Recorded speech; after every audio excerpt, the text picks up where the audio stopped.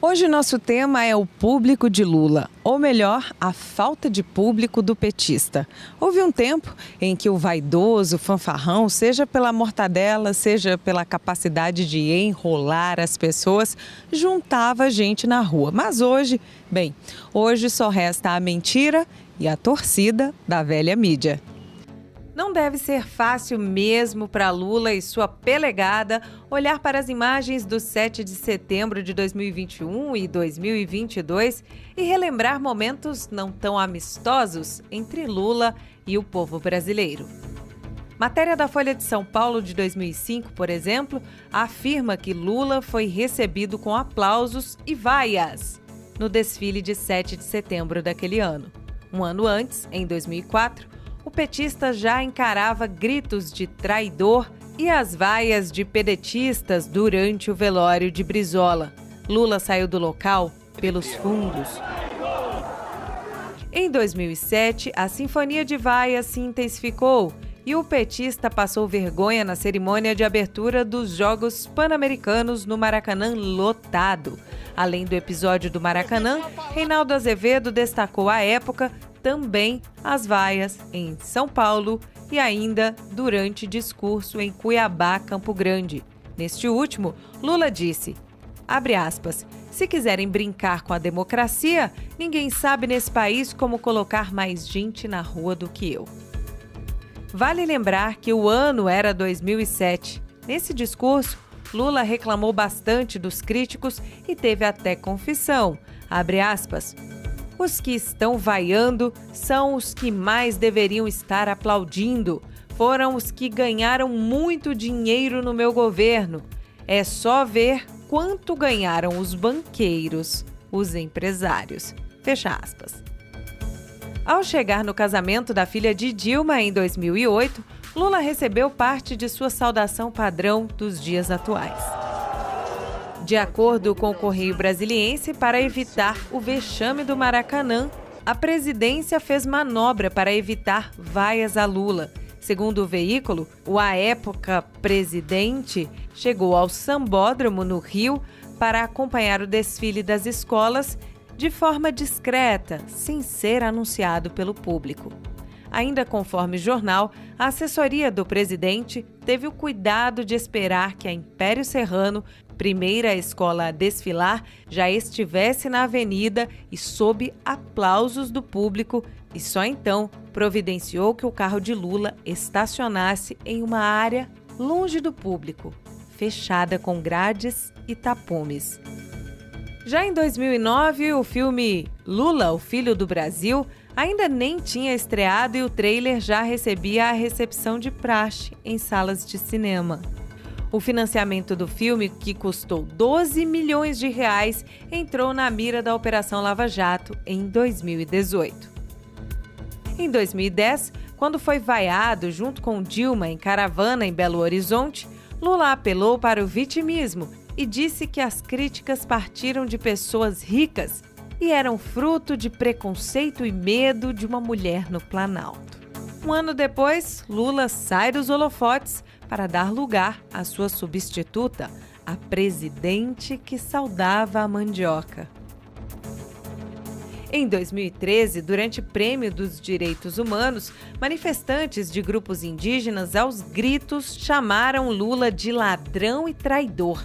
A matéria do Globo, da época, destacou a fala de um dos manifestantes, Paulo Apurinã, que afirmou que o governo do PT não estava dando atenção aos problemas indígenas e que havia um acordo para que Dilma reconhecesse naquele dia o genocídio dos índios e que ela não cumpriu, o que fez com que a plateia não fosse tão carinhosa com os petistas.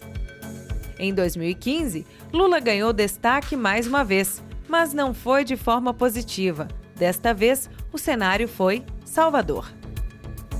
Lula também foi personagem de clássicos do futebol.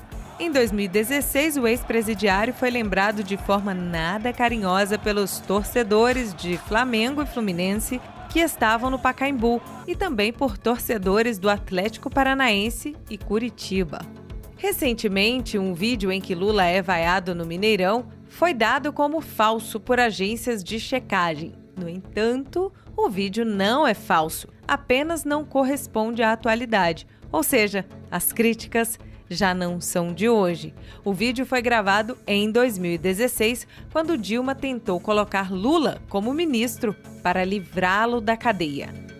As caravanas de Lula de 2018 no sul do país renderam lucro, mas não foi para os petistas. Quem se deu bem foram os vendedores de ovos e vendedores de guarda-chuvas, já que os petistas tiveram que carregar os acessórios para se protegerem da tempestade de ovos arremessados pela plateia. Em 2019, até o blogueiro Ricardo Noblat destacou as vaias ao petista sempre que aparecia em local público.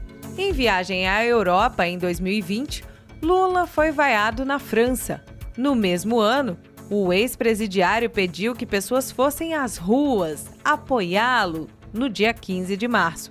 Mas, diferentemente das convocações do presidente Jair Bolsonaro para o 7 de setembro, tanto em 2021 quanto em 2022, a manifestação convocada pelo ex-presidiário não teve repercussão. Em 2021, para evitar o vexame dos comícios vazios, Lula e a velha mídia fizeram parecer que a fuga do petista das ruas era para evitar aglomerações devido à crise sanitária. 2022 chegou.